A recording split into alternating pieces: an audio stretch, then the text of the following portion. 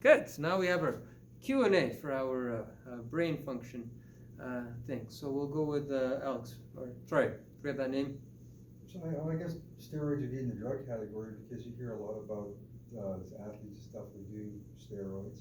Yep. And some of them actually have killed their families. Yep. And themselves. Commonly known as so the question is the question is do steroids like the performance enhancement steroids, do they do the same thing? Yeah. Is that the question? Yes. Okay. So great question. The answer is anything that alters your mood, anything that you do to cope. Most people who use stuff like that, there's a mentality there. There's a mentality around body image, self-worth being dependent on how good you look, to the point where what you have isn't good enough. You need to add some more to get. And so whether or not the steroid itself does things, it definitely does, because steroids are cortisol related. Cortisol will activate chronic stress machinery, and as a result, all this cascade of things, some of which will probably involve squeezing some blood vessels and all over your body. So people with steroids are oftentimes at greater risk of having strokes and things like that. The answer is the vast majority of performance builders that do stuff like that also addictively exercise.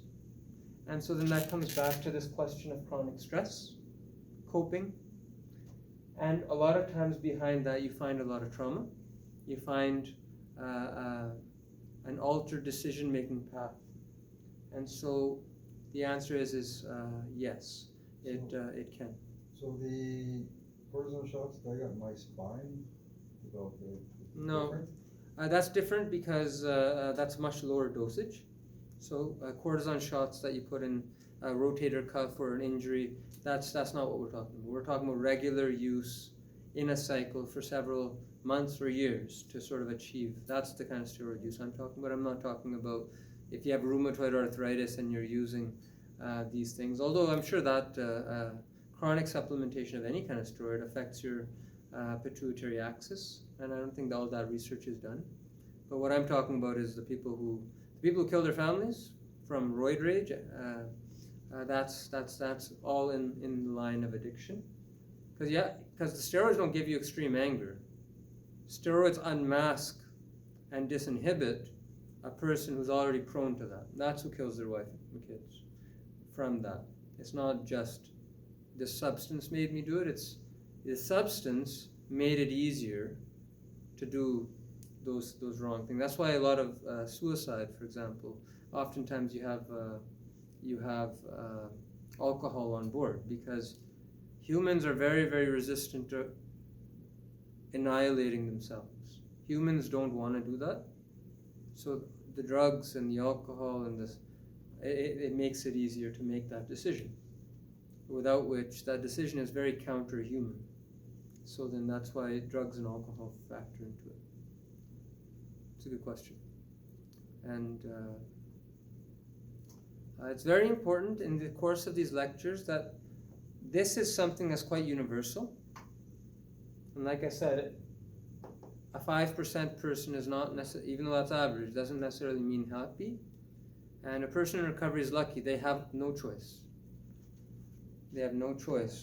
They either die or they become something more by activating more of their brain more often. So if you go to any AA meeting, you'll meet lots of people who say, thank goodness I'm an alcoholic. You know what? Because I did all that bad stuff, I've developed a new life, and this new life is so worth it. I've never been so happy ever in my life before, and that's what 7% will do for you, or whatever that number is, and so they're happy, even though it's been a lot of trial and struggle. They feel it's worth it, and I would agree with that. So it's very important that recovery is for everyone, and because we could all benefit from more blood vessels open in our brains, for sure. Other questions? So Punjabi ਚ ਬੋਲੋ I'll translate. ਜਿਹੜਾ ਅਸੀਂ ਨਿਤਨੇਮ ਕਰਦੇ ਆ morning evening ਜਾਂ ਡੇ time answer taking ਇਹ ਵੀ meditation ਦੇ ਵਿੱਚ ਹੁੰਦੀ ਹੈ Yeah. So he's asking the things we do, nitnem, daily prayer, daily meditation is the direct translation of nitnem, daily sort of practice of meditating on name. Name means identity. And so the thing is that that's very potent. Mantra meditations actually are the most potent way to stimulate blood flow in your brain. So at NAM, you'll notice we're very, very particular. We believe in repetition. So in other lectures, we talk a lot about, the sort of the core program of a human that is damaged from bad things happening from a childhood, and we talk about defense mechanisms evolving to protect it. We talk about that. One of the most potent ways to penetrate that is repeating core messages of healing. Those directly, so let's say there's a part of your brain, that is squeezed off, and so you just can't say I'm sorry. Repeatedly activating that through something like a mantra meditation, where you actually say the Serenity Prayer again and again and again, or you pray again and again and again, or you have a mantra, or you have some affirmation, I am bountiful, I am beautiful, I am blissful. When you meditate on that repetitively again and again and again, you'll be stimulating the same part of your brain again and again and again. And eventually that blood vessel will pop open. Lots of people, one lady in IOP a couple of months ago, I think almost a year ago, she said, Dr. Gill, I've been meditating more, and I've been having dreams that I never used to have. I've been having memories come up that I've never even remembered. And that's what that is. Blood vessel opens, all of a sudden you have access to information because you're doing something every day. IOP will do this. That's why a lot of people in the intense exposure of daily work on self, it will advance you, because sustained pressure to points in your brain that aren't exercised very often will create a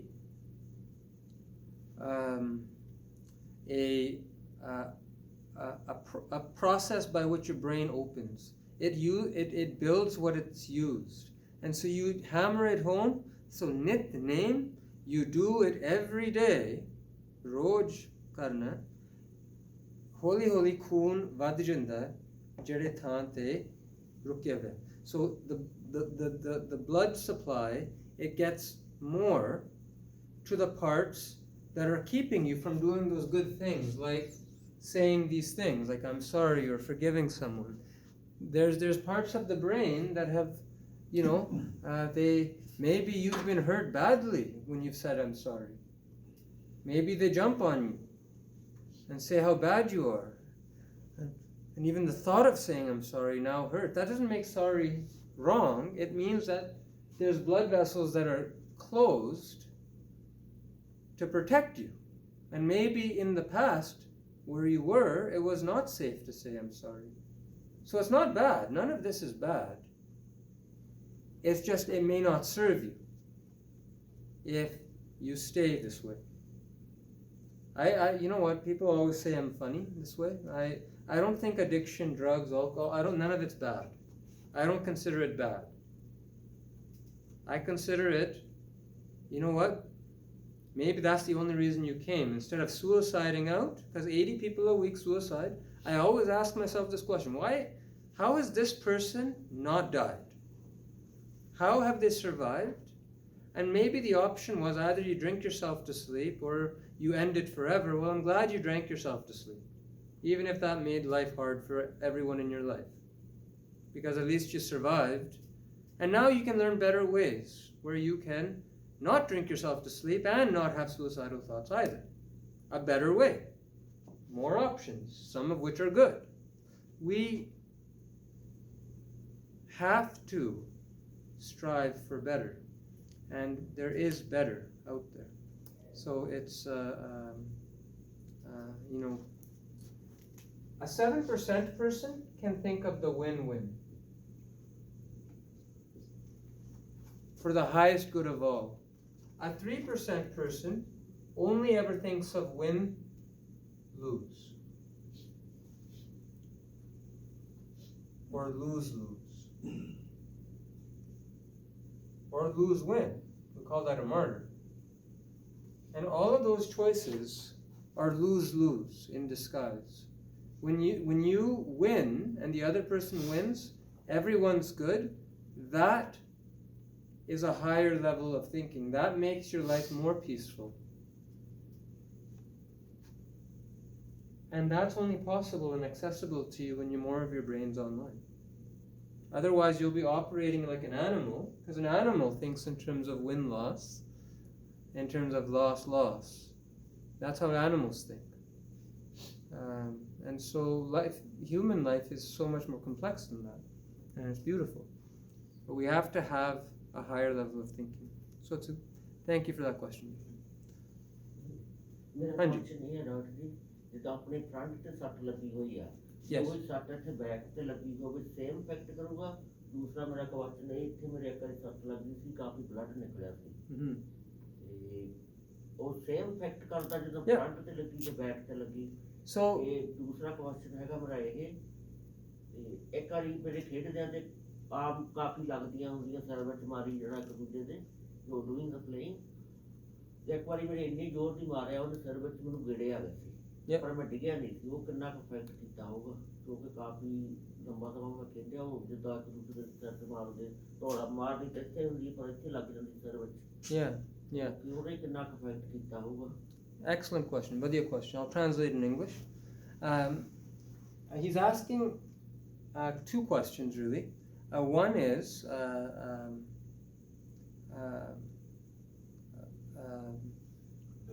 where the brain is bruised, does it matter? And the answer is yes. If you get hit here, you can think damage is here and here together, because the brain hits and then it hits the back. If you get hit, no matter where, the brain will be damaged in a unique way. So every human has a different life. So sare insan vakre joni karde. Not every addict is the same. One of the biggest problems in addiction treatment is every addiction is oversimplified. Every addict is the same. No, they're not. Every person with addiction is sophisticated. They have their unique complex trauma. They have their unique pattern of brain injuries. And so your pattern of injuries defines your level of function. That defines the choices you make. Because this 1, 2, 3, 4, or 5 is going to be different depending on your pattern of injury, depending on your pattern of stress. It's always different and unique. And so, but what's the same is that it's not going to be good. So the answer is does it matter if you hit your head? Absolutely. If you had like chakkar is like, getting dizzy, that's just a sign of a significant head injury. Even though the chakkar theek ho gayi si, but the brain was not. Yeah. Because the human level of function is so complex. Just because light don't bother you anymore, sound doesn't bother you anymore, that does not mean that that you have access to the smaller parts of your brain function, like emotions, like sensitivity, being able to read, kisi di gal babat sochna samjhna, understanding these are very, very subtle, very fine, and these are the things get damaged also when you hit your head. And these are the things that you may not notice. But we notice, as an addiction doctor, I notice people with a lot of head injuries, which likely that's what you're describing, they struggle with recovery. They struggle with AA. they struggle with all of these things. And so the head injury has a very significant effect. And so that's a good question. Just because you lose a lot of blood like let's say you cut yourself in that doesn't necessarily mean a bad head injury. That just means a lot of blood came out because there's a lot of blood. But if it was a blunt injury and it caused a deep gash, yes, you have blood, but actually there may be an injury underneath that when the brain shook. The biggest question is the brain shake. If the brain shook, probably. If the brain didn't, if it was like a cut, then probably not. So that's different for each person. Good question. He hit me like very hard, like suddenly dark. Yeah.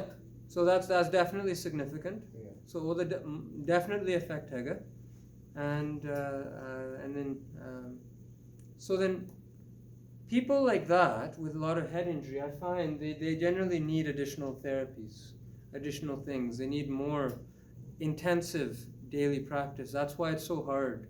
A lot of times we blame the addict for not getting better, and certainly there's responsibility. We all have to take responsibility. But I always like to ask why. Why is this person not understanding when someone else understands the same thing more easily? And I usually find damage, chronic stress, PTSD, things are usually at the root of that, for sure. Good question. Thank you, Jim. Yes. So that answers most of my question. My question does have to do with the brain injury part.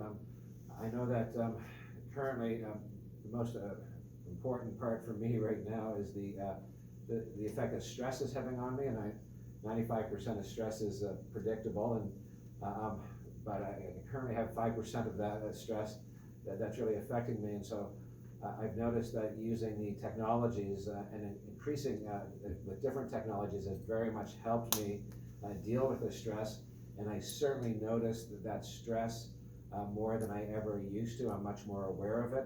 And I think that's partially because the technologies have helped me de-stress and increase the blood flow to those certain areas. You did say earlier, for an athlete though, with 5 concussions or severe head blows, find a new occupation. But you also were talking about the biofeedback and the neurofeedback and how that can help. So that's why you've answered most of my question. But do you think that eventually we will have the technology to help repair concussions? We have the technology to help repair from addiction and stress. Yeah. Will we get to the point where you will be successful in like football players? I mean, that's been a huge thing, right, with concussions. I strongly advise people not to injure your head because I don't know if full recovery is possible from concussions. So sometimes humans are kind of a little bit obtuse this way. There's like a way to heal the brain, so then they feel like they can just go injure themselves more. Not a good idea. So we know that severe brain injuries, all the things involved, overdoses. Some people with like heroin addiction, for example, they overdose, they go to sleep, their brain has no oxygen for 4 or 5 minutes, they wake up, no one notices, but part of their brain probably sustained an anoxic brain injury, so a different kind of injury, but it has the same effect. They oftentimes are slower to think. So when we treat those people, a lot of function comes back, but not all. And so then the best thing is not to hit your head. I would recommend no one play football, contact, because I don't care how many helmets you have, there's damage happening, and I think the evidence is in the mental health and addiction outcomes of those people. And so will we be able to repair it? I think we can help, but I don't know a full repair, but that's above my pay grade. I think the jury is out on that. The idea of repairing concussion damage with things like that is actually quite novel. Neurofeedback is an emerging technology, so it's a good question. Thank you. Last one to you. What I understand, the If somebody has a head injury and from what I've heard, the difference between a concussion and not getting a concussion is if that hitting your head causes a bump and no external bleeding compared to an open injury that bleeds. Is there a difference? No difference. You can have severe head injuries that cause no bleeding, and you can have very mild injuries that cause a lot of bleeding. It all depends on where it hits. So the blood is not a good indicator. I mean, a blunt injury that creates enough of damage to draw blood is probably significant, but the amount of blood is not significant because the outside of the head is anatomically different than the inside of the head. Because I understood in the past that if it opens and bleeds, you're less likely to get concussion. There's lots of stories around that, and most of them I don't think are based in science. And so, in general, if your brain accelerates suddenly and decelerates suddenly, you got a head injury. Doesn't matter if there's blood, doesn't matter if there's no blood. And if you hit for example, like you get in a car accident, the airbags go off. There's still a sudden acceleration, deceleration. Yeah, you may not have slammed your head, but your brain still went 80 kilometers an hour to full stop. You know, there has to be damage. There can't not be, even though there's no blood. But yes, way better that you have airbags than having your head hit and you having a complete open fracture of your skull. Yes, definitely. Like when you growing up, you hear the stupid jock or the brainy nerd, and that difference between the two is because the jocks with that sport is always banging his head, and where the nerd's just reading books and learning and not banging his head. Hey, you know what? Head injuries matter. So those stereotypes, whether they're fair or not, a kid who does not sustain much head injuries growing up versus a kid that does, they're definitely going to lead different lives, just by virtue of this reality. So it definitely makes you think. Lots of people don't remember the head injuries that I had a great childhood. That doesn't mean much to me. Most people don't remember their childhood. They don't remember significant events in their childhood. Most people who think they do oftentimes don't. And so it's really hard to say who has what. So I just prefer to just treat everybody holistically. And I oftentimes, so you'll notice our treatment plans involve connect to self, connect to others, commit to daily practice, some neurofeedback, some coaching, some deep trauma work. We do a lot of different things to kind of just make it well-rounded, because most people who say they've never hit their head oftentimes just don't recall, or maybe they thought it was mild. But but every little bit helps. If you know what, 6% to 7%, big difference, right? So if you can get even a 1%, it's huge, life-changing. So thank you for all your questions. That's it for today. What? ਜਿੱਦਾਂ ਮੇਰੇ dark ਆ ਗਿਆ ਸੀ ਅੱਖਾਂ ਦੇ ਮੂਹਰੇ, ਮੈਨੂੰ 1-2 minute ਜਦ ਮੈਂ ਡਿੱਗਿਆ ਨਹੀਂ, ਮੈਂ ਨੰਬਰ ਫੇਰ ਵੀ ਲੈਂਦਾ ਸੀ, ਤੇ ਉਹ ਬ੍ਰੇਨ ਨੂੰ ਆਕਸੀਜਨ ਘੱਟ ਜਾਂਦੀ ਤੇ ਕੀ ਹੋ ਜਾਂਦਾ ਜਦੋਂ ਆਪਣੇ ਸੱਟ ਲੱਗਦੀ ਹੈ ਫਿਰ ਉਹਨੇ ਜਿੱਦਾਂ ਮੇਰੀ it's not that so he's asking, when you hit your head, does the brain oxygenation get less? It's not so much that, it's more so that